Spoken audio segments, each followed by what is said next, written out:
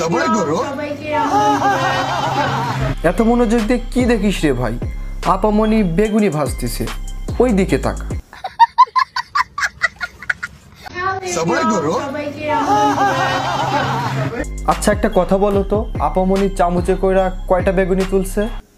Video কিন্তু পিছনে দেয়া যাবে না, এমনি কিন্তু বলতে হবে। জানি তোমরা পারবা না, কারণ তোমাদের নজর তো অন্যদিকে। समझ रहे हो? समझ रहे हो आप? আপামনি কত সুন্দর করে বেগুনি ভাজতেছে, তোমরা সেটা দেখছো না। আপামনির আলুর চপ লড়াচাড়া দেখতেছো। মাসুদ ভালো হয়ে যাও, এটা রমজান মাস।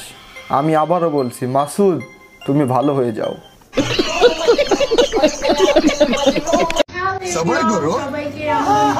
আসলে ভাই কি বলবো, তারা যদি দেখায় তাহলে তোমাদের নজরটা তো সেখানে যাবেই, এটাই স্বাভাবিক।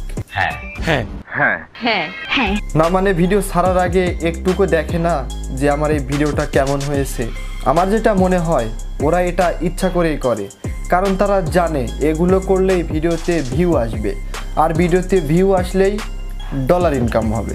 নিঃসন্দেহে তুই ঠিক কথা বলেছিস। এরা ইফতারের আগে যেরকম ভিডিও করে।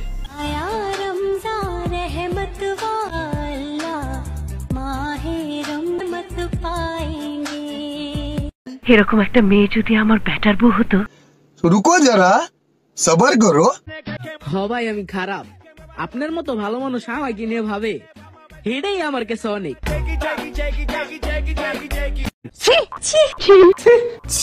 আসলে ভাই রমজান মাস আসে সবাইকে পরিবর্তন করার জন্য, কিন্তু টিকটকারদের কখনো পরিবর্তন করতে পারে না। তারা পরিবর্তিত থাকে ইফতারির আগ পর্যন্ত।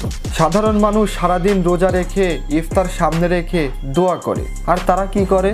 তারা ইফতার সামনে রেখে টিকটক করে। মানুষ নামাজ পড়ে আল্লাহর কাছে দোয়া চায়, আর এরা টিকটকে এসে দোয়া চায়। আর এই রমজানের উসিলে আমার আল্লাহর কাছে একটাই চাওয়া, এটা রমজান মাস, এটা পবিত্র মাস, সেই মাসে এসেও তারা ভণ্ডামি করতেছে। বছরের 11 মাস থাকে পাজি, আর রমজান মাস আসলে হয়ে যায় মক্কা শরীফের হজ করা হাজি। এইটাও সম্ভব? সো দর্শক, এই ছিল আজকের ভিডিও ভালো লাগলে লাইক কমেন্ট শেয়ার এবং সাবস্ক্রাইব করবেন। পেজে নতুন হলে ফলো করবেন। দেখা হবে নতুন কোনো ভিডিওতে।